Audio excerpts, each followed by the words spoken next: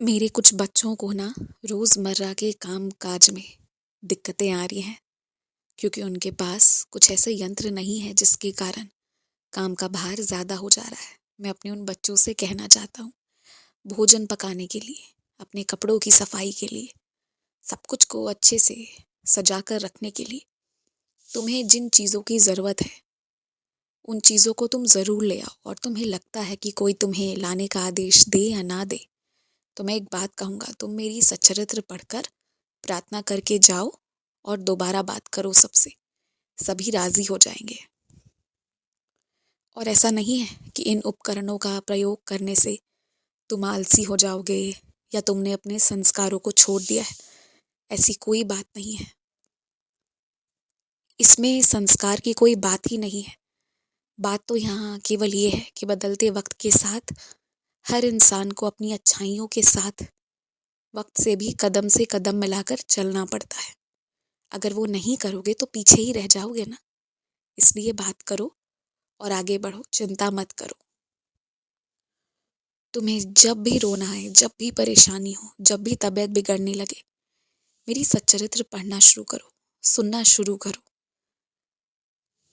तुम्हारे जो जख्म है उसके लिए तो दवाइयों को लो, पर जो तुम्हारी आत्मा की तकलीफ है और भीतर का छुपा दर्द है ना, उसका मर्ज सिर्फ और सिर्फ मेरी सच्चरित्र को ध्यान पूर्वक पढ़ने से ही मिल पाएगा।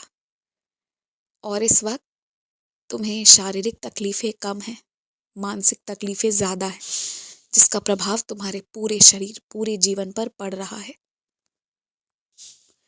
जिन लोगों के बारे में जान गए हो कि वो चोरी किए हैं, तुम्हारा सामान चुरा लिए, अब उन पर जीवन भर भरोसा मत करना। और मैंने ये इसलिए करवाया क्योंकि तुम भविष्य में उनके लिए कुछ ऐसा करने वाले थे, कुछ इतनी सहायता कर देने वाले थे कि दोबारा वो करने के बाद उनके जब ये सारे लक्षण तुम्हें दिखते ना, तो तुम्हें अफसोस होता। तो मैंने पहले ही तुम्हें उनकी वास्तविकता दिखा दी है। और जो भी तुम्हारी सामान चोरी हुई है ना, वो दूसरे रूप में तुम्हें वापस मिल जाएगा। एकदम निश्चिंत रहो, उसकी चिंता मत करो। कुछ बुरा नहीं हुआ है। और हाँ, जो ठाना है उसे पूरा करने के लिए लगातार प्रयास करो।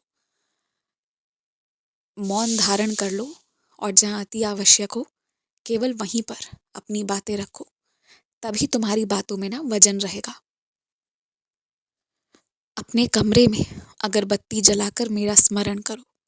मेरी तस्वीर नहीं है तो ये मान लो कि तुम्हारे दीवार के कोने पर मैं विराजित हूँ, और मन से ध्यान करते हुए मेरा स्मरण करो। बहुत खुशी मिलेगी तुम्हें। और तुम अपने कमरे में अगरबत्ती ज़रूर जलाना।